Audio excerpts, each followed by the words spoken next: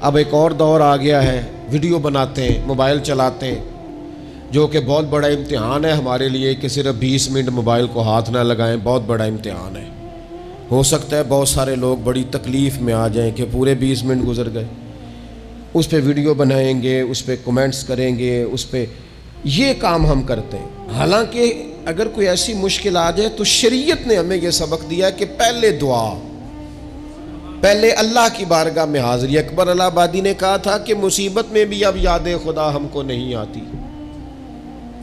دعا منہ سے نہ نکلی، جیبوں سے عرضیاں ہی نکلی۔ ہم محکموں میں درخواستیں دیتے ہیں لیکن دعا کی طرف بڑھتے بڑا خوبصورت کام ہے۔ سب سے پہلے تو یہ کریں کہ وہ جو ہمارے بھائی تکلیف میں ہیں، مجبوری میں ہیں، ان کے لیے اپنے رب کی بارگاہ میں عرض کریں کہ مالک، قدرتوں کا مالک تو تو ہے، ہر چیز تو تیرے دست کرم میں ہے، اور تو کریم اتنا ہے کہ بندوں پہ تو غضب نہیں زیادہ فرماتا، رحمت ہی زیادہ فرماتا ہے، اور تیری رحمت تیرے غضب پر غلبہ رکھتی ہے، اس لیے مالک تو کرم فرما، اور یہ جو لوگ ہیں تو انہیں اپنے فضل سے ہی آسانی عطا فرما تاکہ اس مشکل سے نکل آئیں۔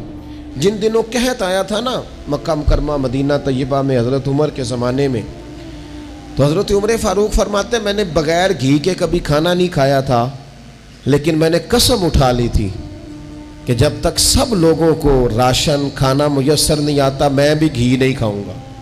یہ جو اضافی اخراجات ہیں، ایڈوانس گاڑیاں بک کرانا، نئے ماڈل کے موبائل خریدنا، یہ جو ہمارے صرف ناز نخرے ہیں، صرف ان کو تھوڑا سا کلوز کر لو۔ عجیب بات ہے نا، عجیب ظلم ہے نا کہ ایک بچہ رات کو اس لیے کھانا نہیں کھا رہا کہ اس کی مرضی کا پکا ہوا نہیں، اور ایک طرف میرے ہی وطن میں اس ویڈیو نے بھی میری چیخیں نکلوا دی جس میں ایک بیٹی، اور اس کی عمر بھی بالکل اتنی ہے جتنی میری بیٹی کی عمر ہے، اس سے وہ صحافی پوچھتا ہے، پاؤں اس کے ننگے ہیں اور پاؤں پہ کیڑے چڑھ رہے ہیں، تو اس سے پوچھتا ہے پتر کیا چاہیے؟ وہ کہتی ہے صرف روٹی کھانی ہے، کوئی مطالبہ نہیں، کوئی مطالبہ نہیں، روٹی دا دکھ نہ پوچھو، یہ روٹی بندہ کھا جاندی جی، روٹی بندہ کھا جاندی۔ اللہ کریم نے فرمایا وَتَعَاوَنُوا عَلَى الْبِرِّ وَالتَّقْوَى، جب تقوی اور پرہیزگاری کا معاملہ ہو تو ایک دوسرے کے ساتھ تعاون کرو، ایک دوسرے کے ساتھ تعاون کرو، ایک دوسرے کا آگے بڑھ کے بازو تھامو، خیر کے کاموں میں ایک دوسرے کی مدد کرو، آگے نکلو۔ ہو جاتا ہے کبھی کبھی ایسا کہ ایک بھائی کے پاس بہت زیادہ مال ہوتا ہے، دوسرے کے پاس کم ہوتا ہے، اور نبی پاک صلی اللہ تعالی علیہ وسلم نے ارشاد فرمایا کہ یاد رکھنا اللہ تبارک و تعالی اتنی دیر تک تمہاری مدد کرتا ہے جب تک تم اپنے بھائی کی مدد کرتے رہتے ہو، اللہ تمہارا مددگار رہتا ہے۔ اور یہ جو مسلمان ہوتے ہیں، مومن، کلمہ پڑھنے والے، ان کے بارے میں میرے نبی پاک علیہ الصلوۃ والسلام نے فرمایا کہ یہ ایک جسم کی مانند ہے، ایک جسم کی طرح ہے۔ مومن ایک جسم کی طرح ہے، جس طرح یہ پورا جسم ہوتا ہے، اور حضور نے مثال دے کے بات سمجھائی، فرمایا جسم کا ایک حصہ تکلیف میں ہونا تو سارا جسم اس کا کرب محسوس کرتا ہے، یعنی درد صرف دانت میں ہے لیکن روٹی کھانے کو دل نہیں کرتا، کسی سے بات کرنے کو دل نہیں کرتا، اٹھ کے باہر جانے کو طبیعت نہیں چاہتی، پورا وجود اس کا کرب، اس کی تکلیف محسوس کرتا ہے۔ فرمایا جس طرح ایک جسم کے ایک حصے کو تکلیف ہو، آپ مجھے بتائیے نا، آپ کے دانت میں تکلیف ہے تو کیا کبھی آپ کے دماغ نے کہا ہے کہ ڈاکٹر کے پاس نہیں جانا؟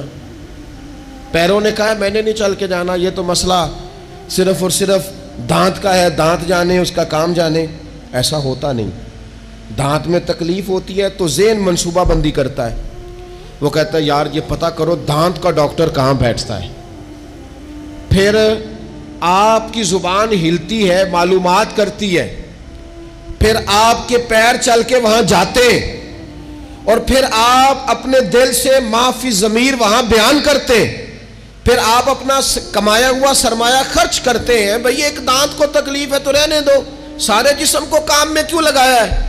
تو معنی یہ ہے کہ جب جسم کا ایک حصہ تکلیف میں ہو باقی سارے سپورٹ کرتے ہیں تاکہ وہ ٹھیک ہو جائے.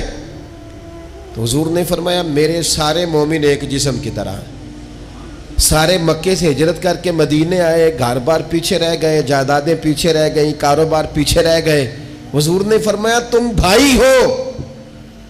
لیکن وہ صحابہ تھے نا, انہوں نے بھائی بھائی اپنے آپ کو صرف تقریروں میں نہیں سمجھا تھا, انہوں نے اپنے آپ کو بھائی بھائی صرف محفلوں کے نعروں میں نہیں سمجھا تھا, انہوں نے اپنے آپ کو بھائی بھائی صرف ادیب شاعر کی شاعری میں نہیں سمجھا تھا. وہ من سے ان کی آوازیں آتی تھی ہم سچ مچ کے بھائی ہیں. انہوں نے طے کر لیا تھا کہ ہم بھائی ہیں. لہذا جب حضور نے کہا نا آپ تمہارے بھائی وہاں سے ہجرت کر کے آئے ہیں تو ان کی مدد کرو, تو پھر انہوں نے صحیح والا بھائی سمجھا. دھاگا رکھ کے اپنا گھر تقسیم کر کے آدھا اپنے بھائی کو دیا, کاروبار بانٹ کے اپنے بھائی کو دیا. جس کے پاس 4 اونٹ تھے اس نے 2 اپنے بھائی کو دے دیے. چلتے کاروباروں میں بھائیوں کو شریک بنا لیا. انہوں نے انہیں اس طرح کر کے رکھا کہ پھر وہ جو مہاجر تھے وہ مہاجر رہے ہی نہیں. انہیں یوں لگا کہ ہم تو ایک گھر سے اپنے دوسرے گھر میں شفٹ ہوئے. انہیں کسی جگہ بھی کوئی تکلیف نہیں آئی. لیکن امیر آدمی غریب کو بھائی سمجھنے کو تیار ہوتا نہیں. تگڑا بندہ چھوٹے کے قریب جانے کے لیے راضی ہوتا نہیں. جب تک وہ خاص ذہن نہ بنے جو ذہن ہمیں رسول پاک صلی اللہ علیہ وسلم نے عطا کیا ہے, اتنی دیر تک انسان اس مقام تک پہنچ نہیں سکتا جہاں وہ اپنے بھائی کے لیے خیر کا معاملہ کرے.